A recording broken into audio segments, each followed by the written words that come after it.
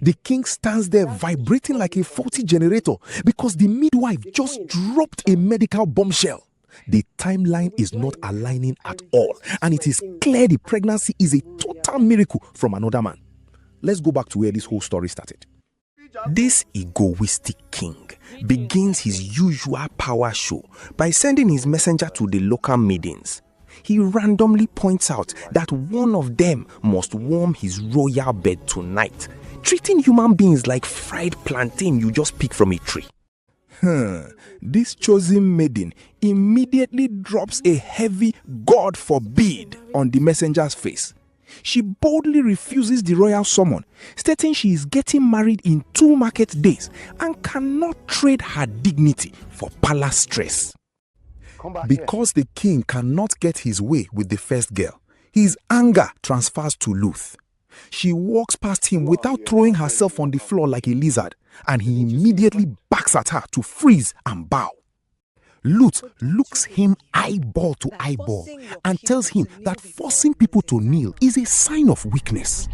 Instead of the king to think about his life, his head swells and he orders her to grace his royal bed tonight. My people, do you think she is representing courageous women? Let's continue. This fearless girl gives him the shock of his life by stating he is a mere ruler and not her husband. She walks away, leaving our arrogant king standing there, foolishly hoping her village pride will soon melt down.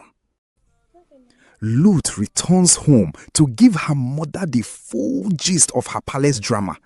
Instead of Mama to praise her brave daughter, her high blood pressure spikes instantly as she panics over Luth poking the royal leopard. Mama immediately enters panic mode and commands Lot to run to the palace and submit.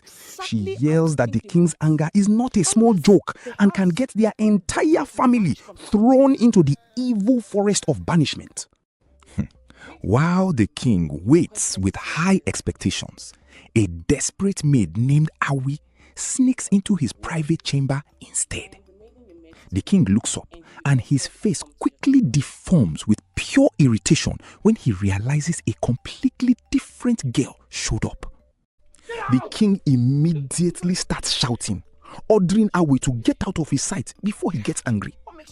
Awi begins to cry, wondering why the king is rejecting free market when she willingly brought her full package to his bed.